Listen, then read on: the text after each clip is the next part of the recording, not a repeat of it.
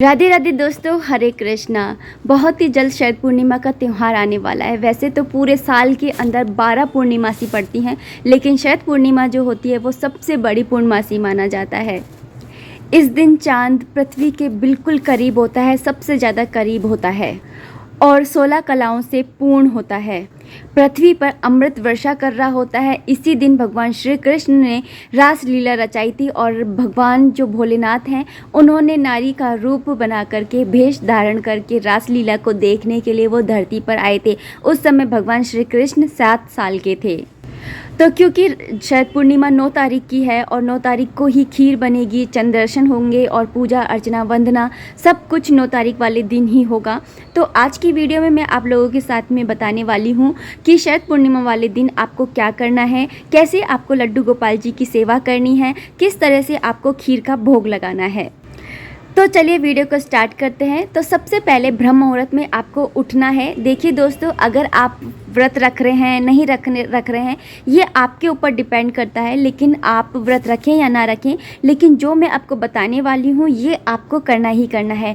ब्रह्म मुहूर्त में आपको उठ जाना है। उठने के बाद में आपको अपने घर की साफ़ सफाई कर लेनी है और उसके बाद में आपको स्नान करना है। स्नान करते समय आप अपने नहाने के पानी के अंदर कुछ बूंदे दूध की ज़रूर से डालिए। 2-4 बूंदे आप दूध की डाल लीजिए। साथ ही अगर आपके पास में गंगा जल है या कोई सी भी नदी का जल है तो उस जल को आप अपने नहाने के पानी में ज़रूर से मिलाएं, क्योंकि इसी दिन से कार्तिक मास भी स्टार्ट हो रहा है। अगर आप ऐसा करते हैं तो आपको बहुत शुभ फल मिलते हैं।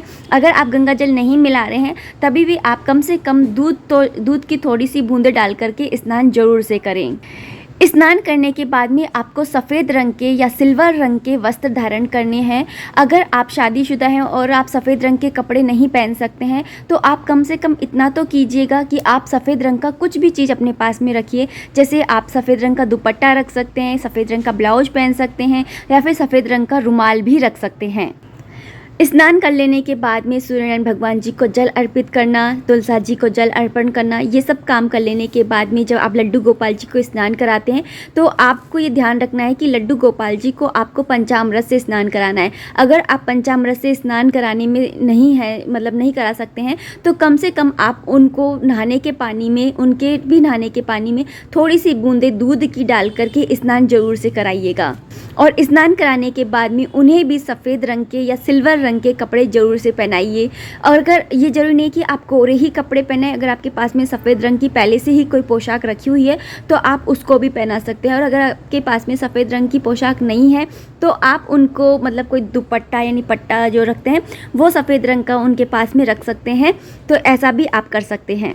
इस दिन आप लड्डू गोपाल जी के पास में बांसुरी ज़रूर रखिए। वैसे तो आपको बांसुरी डेली ही उनके पास में रखनी है, लेकिन अगर आप डेली नहीं रखते हैं तभी भी आप इस दिन बांसुरी ज़रूर से रखिए। अगर आपके पास में सफ़ेद रंग की बांसुरी है तो इससे अच्छा तो कुछ हो ही नहीं सकता। और जब आप उनको स्नान करा रहे हैं और आपके पास में चांदी के बर्तन हैं तो आप उनको चांदी के बर्तन में ही स्नान कराइए। कहते हैं कि चांदी का संबंध चांद से होता है, इसलिए अगर आप चांदी के बर्तनों में भगवान श्री कृष्ण को, लड्डू गोपाल जी को स्नान कराते हैं तो इससे अच्छा तो कुछ हो ही नहीं सकता। और जब आप स्नान करा रहे हैं उस समय आप ओम नमो भगवते वासुदेवाय नमः मंत्र का जाप करते रहिए और पूरे दिन भर आपको ओम नमो भगवते वासुदेवाय नमः या फिर हरे राम राम राम हरे हरे, हरे कृष्ण कृष्ण कृष्ण हरे हरे, इस मंत्र का आपको जप करना है। आप विष्णु सहस्त्रनाम का जो ऑडियो होता है वो भी आप अपने घर के अंदर चला सकते हैं। स्नान करा लेने के बाद में आप उनको मिश्री है, उसके साथ में आप पताशे हैं, काजू है, इनका भोग लगाइए। आरती करने के बाद में जब आप उनको सबसे पहला भोग लगाते हैं तो आप उनको दूध का भोग लगाइए। और दूध के साथ में अगर आप कुछ देते हैं तो उन्हें आप कुछ बर्फ़ी है, ऐसी सफ़ेद वाइट कलर की जो चीज़ें होती हैं वही दीजिए। तो कहने का मतलब है कि आपको सफ़ेद रंग के भोग लगाना है, दूध देना है सफ़ेद रंग का, सबसे पहला उनको यही देना है। उसके बाद में जब आप उनको भोजन लगाते हैं, खाने का भोग लगाते हैं दोपहर के टाइम में, उस टाइम पे भी आप उनको सफ़ेद रंग की कोई ना कोई चीज़ ज़रूर रखिए। आप चाहे सिंपल सा खाना बना रहे हैं, रोटी सब्जी बना रहे हैं, लेकिन साथ में कोई सफ़ेद रंग की चीज़ ज़रूर रखें।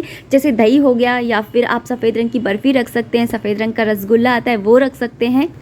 इस तरह से आप लड्डू गोपाल जी को भोग लगाइए और तुलसा जी की पूजा सेवा अर्चना करना बिल्कुल भी मत भूलिएगा आज के दिन। और शाम के टाइम में खीर ज़रूर बनाइएगा और खीर का भोग ज़रूर लगाइएगा। और इतना सा ध्यान रखिएगा कि जब आप भोग बना रहे हैं या रख रहे हैं तो उस समय आपको मतलब बना तो रख सकते नहीं हैं प्लास्टिक के बर्तनों में, लेकिन अगर आप भोग लगा रहे हैं चाँद की रोशनी में खीर को रख के आ रहे हैं तो मेक श्योर होइएगा कि आप है ना वो प्लास्टिक के बर्तन में ना रख करके आएँ। साथ में ये भी बताती चलूँ कि खीर आपको चावलों की ही बनानी है, आपको सेवइयों की है या मखानों की खीर है ये नहीं बनानी है, आपको चावलों की खीर ही बनानी है, क्योंकि चावल जो होते हैं वो सफ़ेद रंग के होते हैं और उनको चांद से जोड़ा जाता है। और जब आप खीर बना रहे हैं तो खीर बनाते समय आप लक्ष्मी जी का स्मरण करते हुए खीर बनाइए। और जब आप स्नान कर लेते हैं उसके बाद में आप खुद भी इत्र लगाइए। इत्र आप अगर आप गुलाब का लगाते हैं तो बहुत ही अच्छा है, और लड्डू गोपाल जी को भी आप इत्र लगाइए गुलाब का। जो खीर होती है, काफ़ी लोग ये बोलते हैं कि खीर किस समय बनानी है, सुबह बना करके रख दे क्या? नहीं दोस्तों, खीर जब चांद निकल जाता है उसके बाद में ही बनानी है, मतलब कि संध्या हो जाती है उसके बाद में आपको, जैसे संध्या वंदन कर लेते हैं उसके बाद में आप खीर बनाने के लिए रख दीजिए। और अगर आप चांद की रोशनी में खीर बनाते हैं तो इससे अच्छा तो कुछ हो ही नहीं सकता है। लेकिन अगर आप चांद की रोशनी में नहीं बना सकते हैं, अपने किचन में बना रहे हैं, तब भी आप उसी टाइम पर बनाएंगे जब चांद निकल जाता है, उस टाइम पर ही आपको खीर बनानी है। खीर बना लेने के बाद में उसे थोड़ा सा ठंडा कर लीजिए। ठंडा करने के बाद में उसके अंदर आप एक चांदी का सिक्का डाल दीजिए। अगर चांदी का सिक्का नहीं है तो कोई भी चांदी की चीज़ डाल दीजिए, जैसे चांदी की अंगूठी है या फिर चांदी का कुछ भी ईयररिंग्स है या कुछ भी आपके पास में चांदी की कोई भी चीज़ है तो उसे डाल दीजिए अच्छे से धो करके। खीर बनते समय आपको चांदी की चीज़ नहीं डालनी है, वरना खीर आपकी फट जाएगी। खीर बनने के बाद में उसके ठंडा कर लीजिए। उसके बाद में आपको डालनी है लक्ष्मी जी को याद करते हुए। उसके बाद में सबसे पहले आपको मंदिर के अंदर भोग लगाना है लक्ष्मी जी के नाम का, और उसके बाद में आपको छत पर ले जा कर के उसे इस तरह से रखना है कि चांद की सीधी रोशनी खीर के ऊपर पड़े।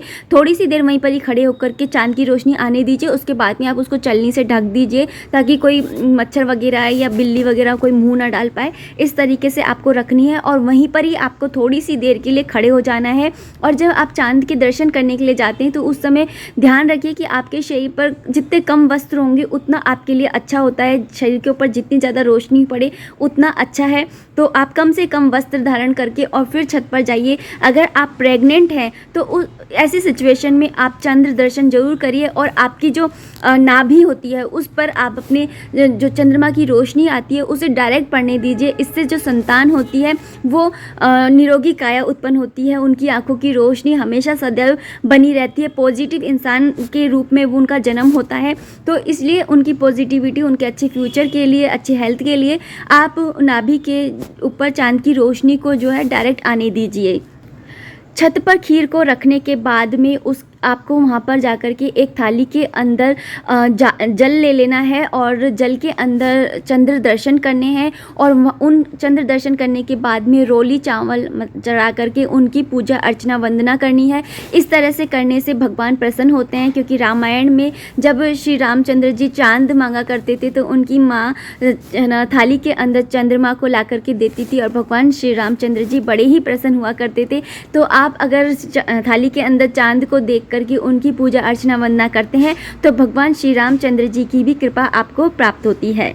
जब आप छत पर जाते हैं तो उस टाइम पे आप अपने साथ में लड्डू गोपाल जी को भी लेकर के जाइए और थोड़ी सी देर उन्हें ऊंचे स्थान पर, अपने से ऊंचे स्थान पर बिठा दीजिए और उनके पास में आप बैठ जाइए और वहाँ पर ही बैठ करके ओम नमो भगवते वासुदेवाय नमः मंत्र का जाप करते रहिए। और भगवान श्री कृष्ण को इस तरह से बिठाइए कि उनके फेस पर चंद्रमा की रोशनी पड़े। इस तरह से आपको उनको बिठाना है और थोड़ी सी देर बिठाने के बाद में आप उनको नीचे लेकर के आ सकते हैं या फिर रात के 12 बजे तक भी आप उनको वहाँ पर बिठा सकते हैं। जब आप ऊपर जाते हैं छत पर तो आपको थोड़ी सी देर चांद को एक टक होकर के देखना है, बिना पलकों को झपकाए हुए। अगर आप ऐसा करते हैं तो आपकी आंखों की रोशनी तेज होती है। साथ ही अगर कहा जाता है कि बड़े बुजुर्ग कहते हैं कि अगर आप चांद की रोशनी में सुई में धागा पोते हैं तो इससे भी आपकी आंखों की रोशनी तेज होती है और शरीर पर जहाँ जहाँ पर भी आपके चांद की रोशनी पड़ती है वहाँ आपको निरोगी काया मिलती है। साथ ही अगर आपकी माता से संबंध अच्छे नहीं चल रहे हैं तो अगर आप चंद्र दर्शन करते हैं तो आपकी माँ के साथ में आपके संबंध अच्छे बनने लग जाते हैं। थोड़ी सी देर चांद को एकटक होकर के देखने के बाद में वहीं पर ही बैठ जाइए और वहाँ पर बैठने के बाद में एक दीप जरूर जलाइएगा। वहाँ पर जब आप है ना थाली में चांद देख करके पूजा करते हैं तो उस टाइम पर एक दीप जरूर जलाइएगा। छत पर दीप जलाना बहुत शुभ माना जाता है। इस दिन चांद के को जला करके दिखाते हैं। तो उसके बाद में आप जब है ना उधर ही बैठ करके भगवान श्री विष्णु भगवान जी का ओम नमः भगवते वासुदेवाय नमः मंत्र का जाप करते रहिए थोड़ी सी देर। और कहते हैं कि इस दिन रात्रि जागरण करने से माता लक्ष्मी प्रसन्न होती है। कहते हैं कि ना इस दिन माता लक्ष्मी जो है मध्य रात्रि के टाइम में धरती पर आती है और देखती हैं कि कौन कौन मुझे याद कर रहा है, और जो जगे हुए होते हैं और उन पर माता लक्ष्मी प्रसन्न होती है और सदा के लिए उनके घर में वास करती है। इसलिए कम से कम एक पहर यानी कि 12 बजे तक तो जगना चाहिए। और तो कम से कम एक पहर तो आपको जगना है, और मतलब कि 12 बजे तक आपको जगना है और ओम नमः भगवते वासुदेवाय नमः मंत्र का आपको जाप करते रहना है। अगर आप एक पहर यानी 12 बजे तक जगते हैं तो रात के 12 बजे खीर को नीचे ला करके आप है ना रात के टाइम में ही भगवान श्री कृष्ण भगवान को लड्डू गोपाल जी को भोग लगा दीजिए, और भोग लगाने के बाद में लड्डू गोपाल जी को सुला दीजिए। लेकिन अगर आप पूरी रात्रि जागरण करते हैं तो आपको सुबह नहा धो करके और फिर आपको भोग लगाना है खीर का भोग लगाते समय उसके अंदर तुलसी जी के पत्ते अवश्य डालें। इस दिन ब्रह्मचर्य का पालन करें। और जब चांद निकल जाता है तो चांद निकलने के बाद में आप छत पर एक बाल्टी पानी भर करके जरूर रखें, और उस पानी को सुबह के टाइम में पूरे घर के अंदर छिड़काव कर दें। और इसी के साथ में नहाने के पानी के अंदर भी कुछ बूंदे बाल्टी में से पानी लेकर के डाल करके स्नान करें। ये बहुत शुभ माना जाता है। और शरद पूर्णिमा वाले दिन आप अपने खिड़की दरवाजे सारे के सारे खोल दें, जिससे कि चांद की रोशनी आपके घर के अंदर भी आ सके।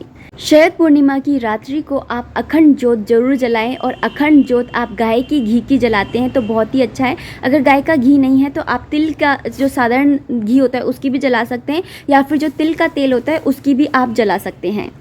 और जो आप अखंड ज्योत जला रहे हैं उसके अंदर अगर आप गुलाब का इत्र डाल देंगे तो इससे माता लक्ष्मी बहुत ही प्रसन्न होती है। और जो ये अखंड ज्योत जलाई जाती है माता लक्ष्मी के नाम की ही जलाई जाती है, क्योंकि आधी रात को माता लक्ष्मी जो होती है वो देखने आती हैं धरती पर कि कौन कौन जग रहा है और मेरे नाम का स्मरण कर रहा है। ऐसे तो आप लड्डू गोपाल जी के लिए कुछ भी करते हैं वो कम ही है, क्योंकि हरि अनंत, हरि की कथा अनंत। लेकिन जितना हम कर सकते हैं, जितना हमसे बन पड़ता है वो हम अगर करते हैं, अगर आप सच में कृष्ण प्रेमी हैं और कृष्ण के भक्त हैं तो आपको शरद पूर्णिमा वाले दिन ये सारे काम अवश्य करने चाहिए। हरे कृष्णा, राधे राधे, हैप्पी शरद पूर्णिमा।